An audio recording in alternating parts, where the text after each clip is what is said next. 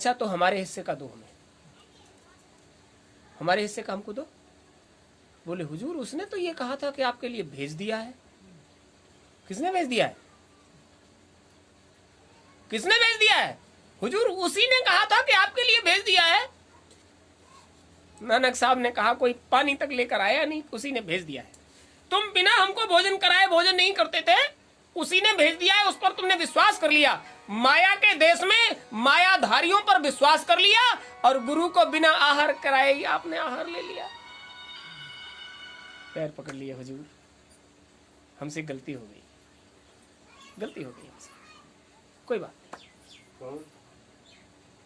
बैठो, चित्त को शांत करो, जल्दी ही कुछ न कुछ हल निकलेगा। अचानक से एक व्यक्ति आया, 2 सूखे टिक्कर हाथ में लिए और नानक साहब के आगे आकर खड़ा हुआ। उसने कहा हुजूर खबर लग गई थी आप इधर आए हो, लेकिन दूर था हमारा गांव घर, हम भोजन लेकर आपके पास देर में। अरे चलो कोई बात नहीं, आए तो जैसे भी आए तो क्या है हुजूर, टिक्कर है, वो टिक्कर है, ऐसे कह के उसने सामने कर दिया। तो एक अपने हाथ पर रख लिया और एक मर्दाना की तरफ बढ़ाकर बोले लो तुम भी पालो। बोले हुजूर 2 ही है। तो क्या हो गया, एक तुम्हारा है एक हमारा है, 2 ही तो है। वो मर्दाना को भी दे दिया। मर्दाना ने वो जो भी था वो नमक टिक्कर वो लिया और वो उसको खाने लगे।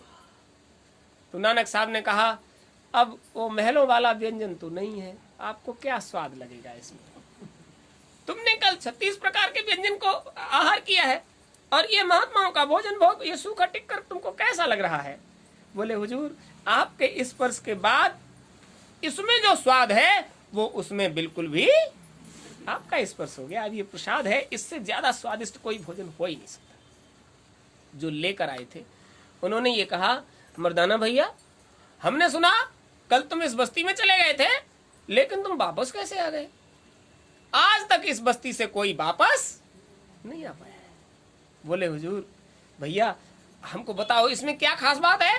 बोले ये बस्ती माया का देश है, इस बस्ती में जो फंस गया वो आज तक निकल।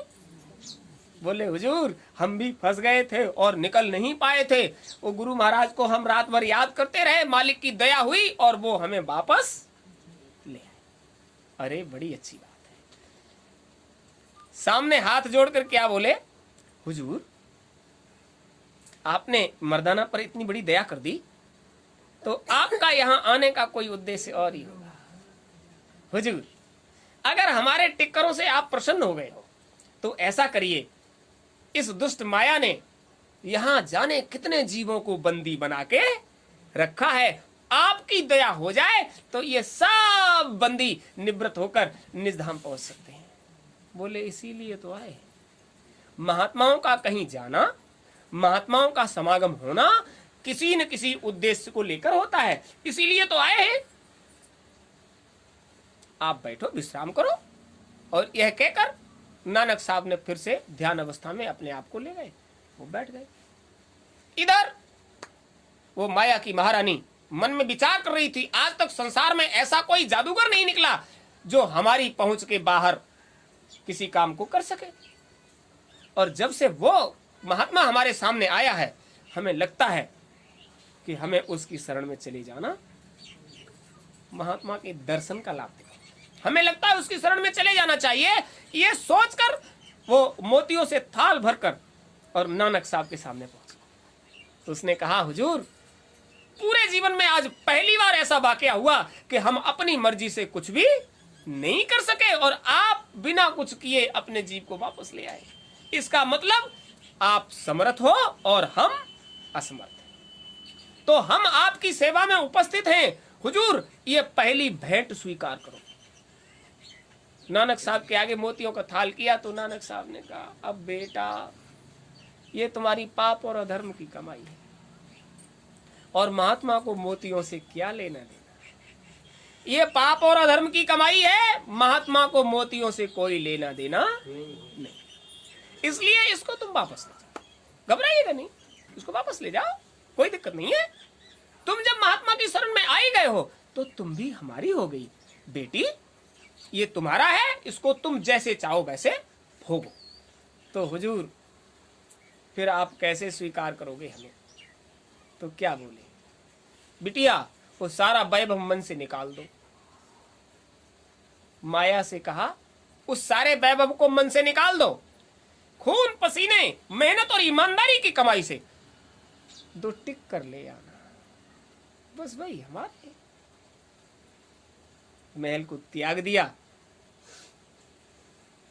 मजदूरी करके अन्न एकत्र किया और नानक साहब के लिए 2 टिक्कर बनाकर लाई और आगे करके आंसुओं से रोई।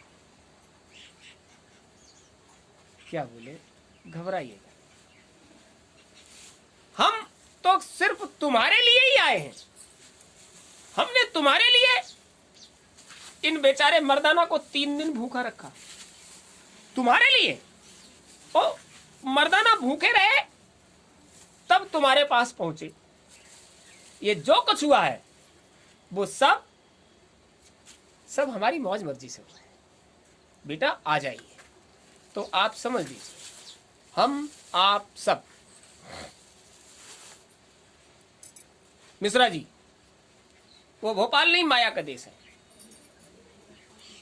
अभी आपको बता रहे थे कि आपके हर प्रश्न का उत्तर गुरु महाराज की तरफ से मिलेगा। वो माया का देश है। हमें यहाँ जितनी सुख सुविधाएं मिल रही हैं, आप समझ लीजिए हम संत मत से उतना ही दूर होते जा। हमें शरीर के सुख के लिए, हमें शारीरिक सुविधाओं के लिए ज्यादा उद्यम नहीं करना। हमें वास्तविक लाभ लेने के लिए गुरु महाराज की मौज मर्जी पर जीवन जीना। तो समझ लीजिए वो माया का भी उद्धार कर दिया। हम और आप कबीर साहब के बारे में सुनते हैं, कमाल कमाली आए। आप कहीं भी हो, अगर संत मत से जुड़ गए हो तो आपके घर परिवार समाज में कोई न कोई एक जीव ऐसा उतार दिया गया होगा जो काल और माया ने अपना प्रतिनिधि बनाकर आपके सामने उपस्थित कर दिया होगा। कोई भी महात्मा बताइए, हम सबके बारे में बताते हैं। मीरा जी को देखा, इतने अच्छे संस्कारों में पली बड़ी और रैदास जी ने उनको अपना लिया, और जहां रही वहां का पूरा समाज सामाजिक मर्यादाओं से ऐसा बंधा था कि उनकी एक भी बात उनके परिवार को पसंद, और यहां तक हुआ कि उन्हें परिवार ही त्याग देना पड़ा। पूरे जीवन संसार भर में भटकी, लेकिन उन्हें जिस लक्ष्य पर पहुंचना था वहां पहुंचकर ही दम लिया। तो संत मत में निकल पड़े हो तो तकलीफों का सामना करना सीखो, और करना पड़ेगा, तब आपको असली लाभ मिलेगा। अरे वो तो मीरा जी थी। रैदास की बात बताते हैं आपको। चूंकि निम्न कोटि के स्वरूप में आए थे, निम्न कोटि की जाति का शरीर था, उनके घर में उनकी पत्नी, आपने कभी नहीं सुना होगा, रैदास के बारे में खूब सुना होगा, लेकिन उनकी पत्नी के बारे में शायद किसी ने नहीं बताया होगा। नाम था लोना। और रैदास तो संतमत की चर्चा करते थे, और जो भी आता था अपना दुख दर्द कहता था, लेकिन उसमें ज्यादा राहत नहीं मिलती थी। लोना कहती थी इनके पास इस संसार की इन समस्याओं का कोई समाधान नहीं है। हम करते हैं अपने पति की पूजा, उस समस्या का समाधान तो मेरे पास है। लोना रैदास को ही पूजती थी, और जो भी आ जाता उसको पानी पड़कर दे देती थी। कोई भी दुख तकलीफ संकट परेशानी बीमारी हारी, बस रैदास के पास आना जाना लोगों ने बंद कर दिया। लोना मैया हो गई। लोना मैया दया को हाथ रख दे सर पे, मेरा काम है जाए। रैदास के पास आना लोगों ने बंद कर दिया, और लोना पानी पड़ के देने लग गई। जो भी आए फूंक मारे पिला दे, हो गया काम। ये बेचारे परेशान, अब इसको छोड़ के कहां चले जाएं। और ये ऐसा करने लगी, डॉक्टर हकीम वैद्य सब खत्म, अगत भगत सबका काम खत्म, पंडित पंडित जितने थे सबका काम खत्म। और आज भी जितने तांत्रिक हैं वो लोना चमारी की आज भी आन लगाते हैं। देख लीजिए, संत मत में जुड़े हुए पूरे महात्मा के की चरण सेवा करने का वो तो होता ही है ऐसा कि आप महात्मा की चरण शरण हो जाओ, जो इच्छा करोगे वही हो जाएगा। लेकिन ऐसा मत करो कि संत मत में बाधा बन जाए। इसलिए आप सबसे कहना है कि इधर आने का मतलब यह है कि अपनी इच्छाओं को, अपनी कामनाओं को शांत करके रखो। होता क्या है, आज जितने लोग वहां गए होंगे उसमें 50% लोग ऐसे होंगे शिवालय में, वहां महादेव मंदिर में जाने वाले, जो मन यहीं से सोच कर गए होंगे कि महादेव बाबा से कहीं हमारा जुकाम हो जाए। 50% लोग ऐसे, कुछ तो गए होंगे भीड़ में, वो सब जा रहे हैं तो हम भी जा रहे हैं। उसमें आधे लोग ऐसे होंगे जिन्होंने अपनी कामना उनके सामने प्रकट की होगी, हो जाए तो ठीक, 5 रुपए का प्रसाद चढ़ा देंगे, और नहीं तो कोई बात ही नहीं है, भूखे रहो चाहे प्यासे, तुमसे हमारा कोई ज्यादा लेना देना यही है। आज चढ़ा देंगे और उसके बाद जब अगला मेला आएगा तब देखेंगे, हो जाता है तो ठीक, नहीं हो जाता है तो भी ठीक। और गुरु महाराज के दरबार का क्या हाल है, यहां तो सीधे से कहा जाता है आप आ जाइए, आपको दुख तकलीफ संकट परेशानी आपको मालूम है, आपको क्या है आपको मालूम है। और गुरु महाराज तो पूरे हैं, वैसे तो कहते हैं कि तन की जाने मन की जाने चित्त की जाने चोरी, ऐसे गुर से क्या छिपा जिसके हाथ में डोरी। तो इस दरबार में पहुंचने के बाद आप अपने मन में कहो, मालिक आप तो अंतर्यामी हो, तो हमारे अंतर में क्या तकलीफ है उसको समझो, हम पर भी दया कर दीजिए। और यहाँ कोई फीस नहीं,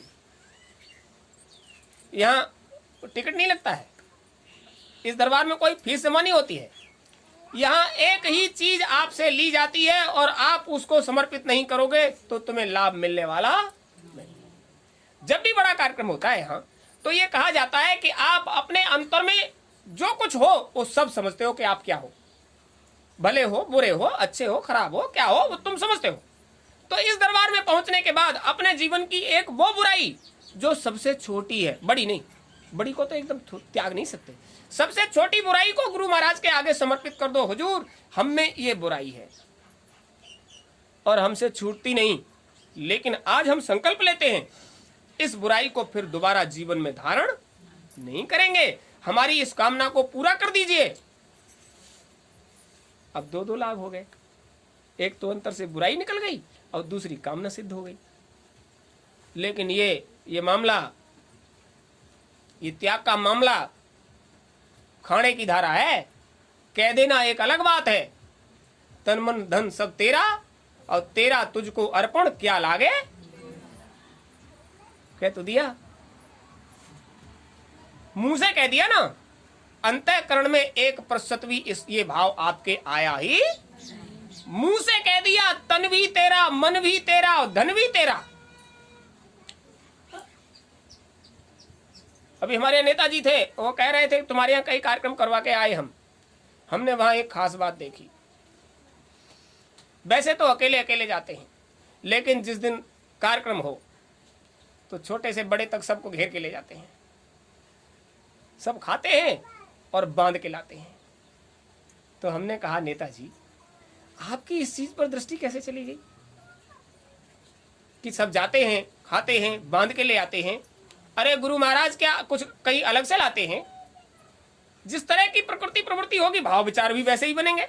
अरे कि वहां तो सब खाने के लिए जाते हैं, अरे भाई खाने के लिए जाते हैं तो गुरु महाराज के दरबार में ये कहा जाता है कि जिस शरीर में आप बैठे हो ये शरीर बिना खाने के चलने वाला नहीं है, और इस शरीर में मालिक का प्रसाद जब जाएगा तो अपना असर जरूर दिखाएगा। इसलिए कहा जाता है कि आओ खाओ और घर भी ले जाओ ताकि जो नहीं आ पाए उन्हें भी ये प्रसाद। और बिल्कुल सही बात है। तो विचार कर लेते हैं कि नमक की बोरी में 5 किलो गेहूं और बोरी भी हमको वापस चाहिए। अरे मालिक को सुपुर्द कर दिया और फिर इतना छोटा भाव बना लिया और ये भी विचार कर लिया कि 2-4 लोग हैं ये खा लेंगे और इतना ले ही आएंगे तो हमारा तो बराबर हो ही जाएगा, हमारी जेब से कुछ जाने वाला नहीं है। अरे तुम्हारी जेब से नहीं जाने वाला है तो हमारी जेब से क्या जाता है, हमारी जेब से भी कुछ नहीं जाने वाला है, क्योंकि आप चाहे मोहन भोग बनाओ, हुजूर महाराज के दरबार में प्रसाद बनाने के बाद तुम्हें ही बनाना है और तुम्हें ही खाना है, तो हमारी जेब से क्या जाता है।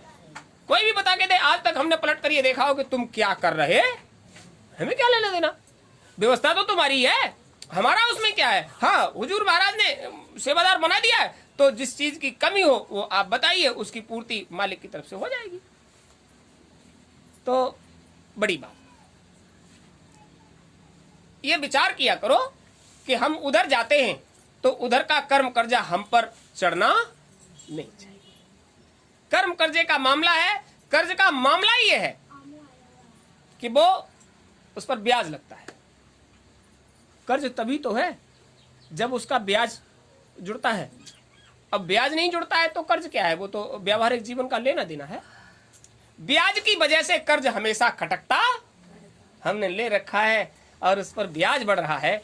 तो आप समझ लीजिए, आप परिश्रम से ज्यादा खा नहीं सकते, और आप सोचो कि बिना परिश्रम के खा लें तो आपने जो खा लिया वो आप पर ब्याज चढ़ने लगा। खाने में बुराई थोड़ी ही है, लेकिन भाव बनाने में बुराई। ये मत सोचो कि कुछ डाल दिया है तो इतना तो कर ही लें कि जितना गया है उससे ज्यादा चला है, तो तुम नहीं ले जा सकते। पेट से ज्यादा खा नहीं सकते और मन से ज्यादा सोच नहीं सकते। और मन, बुद्धि, चित्त और अहंकार, अभी खूब गीत गाओ तेरा तुझको अर्पण क्या लागे मेरा, और जब तक अपना अंतःकरण गुरु महाराज को समर्पित नहीं करते तब तक ये गीत गाते रहो, इसका कोई मतलब नहीं। मन समर्पित कर दो, बुद्धि समर्पित कर दो, चित्त समर्पित कर दो, अहंकार समर्पित कर दो। जब आपने ये सब कुछ समर्पित कर दिया तो दुनिया के झगड़े समर्पित हो गए, दुनिया के संकट समर्पित हो गए, सारी समस्याएं समर्पित हो गई, तो तुम्हारे पास रहा क्या? तुम तो हल्के फुल्के हो गए। इसलिए कोई खतरे की बात नहीं, डरने की कोई बात नहीं। आप खूब समझ लीजिए, वो मालिक दयालु है। गुरु महाराज कहते थे, बच्चा दूध का धुला कोई नहीं आता हमारे पास। अगर दूध के धुले होते तो इस संसार में पड़े ही क्यों होते? अरे दूध के धुले होते तो अपने घर चले गए होते। तो क्या कहा? अपने घर चले गए होते। तो आप जब यहां आओ तो ये विचार कर लीजिए, सबसे पहली बात ये कही गई थी कि मृत्युलोक है, मौत का घर है और सुख की आशा करते हो। तो यहां सुख की आशा छोड़ दीजिए, सारे दुख खत्म हो जाएंगे। अब सुख की आशा नहीं निकलती, और सुख जब नहीं मिलता तो दुखी